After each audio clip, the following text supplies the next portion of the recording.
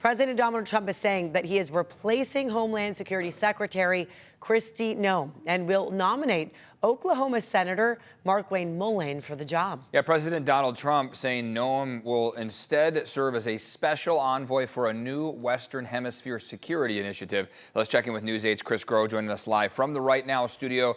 You've been listening to Noem. You've been following the feeds. There's a lot coming in right now. This just came out.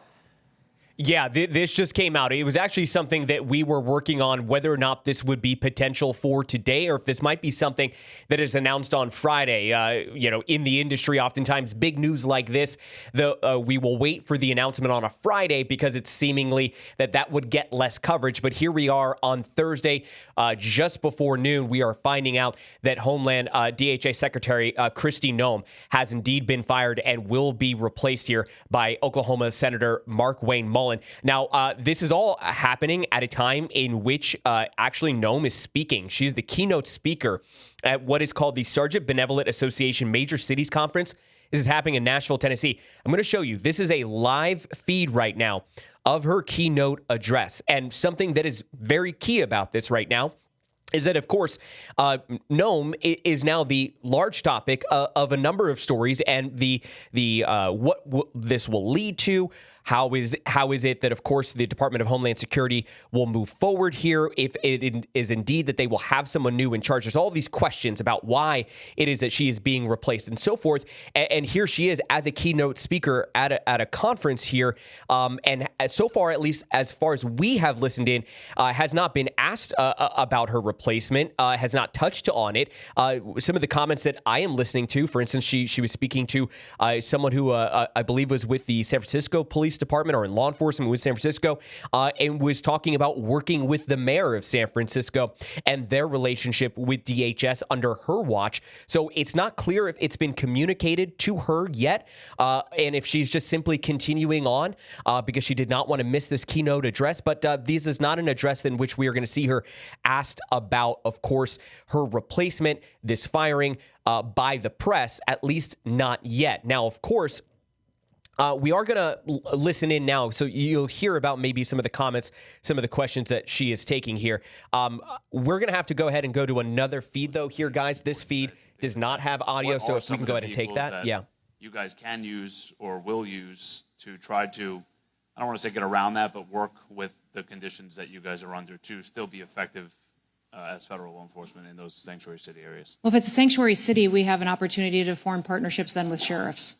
And do that in a state. Many times sheriffs are elected officials and they're accountable for what their crime numbers are in their counties, and they're very close to the people. So we find a lot of progress working with sheriffs and in those situations. If it's an entire sanctuary state, most of those sheriffs and police departments are concerned about liability issues and the laws that may be on the books. I would say that for all of you, though, to know that a sanctuary state looks very different from state to state. The laws may be completely different. So if you are interested, if you are a sanctuary state or city, I need to come sit with you or have someone from our team come sit with you, really go through with my attorneys your state laws and see how we could still work together and not have you live in fear of being punished or being held criminally liable for not abiding by those sanctuary laws. We can challenge them, and the federal government and Department of Justice is going to be challenging sanctuary states and laws. In fact, today in the House Judiciary Committee, they're marking up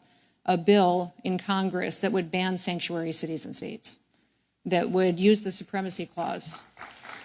Guys, I really want to focus in on that question and response right there, because I think it is so telling about what potentially DHS Secretary Kristi Noem knows about her replacement. She seemingly just answered that person's question there, saying, again, come sit with us, come sit with me. You heard her still speaking as if she is in that form of still acting in that role about how to handle sanctuary cities and working with immigration enforcement around that. So again, it begs the question, exactly how much maybe she knows, or if she's just continuing on here with the idea that she did not want to let the folks down here at this association. So could potentially be news for her when she is done. Oftentimes the cabinet figures will not have their phones on them, but they might get some warnings from staff. But a pretty remarkable moment here.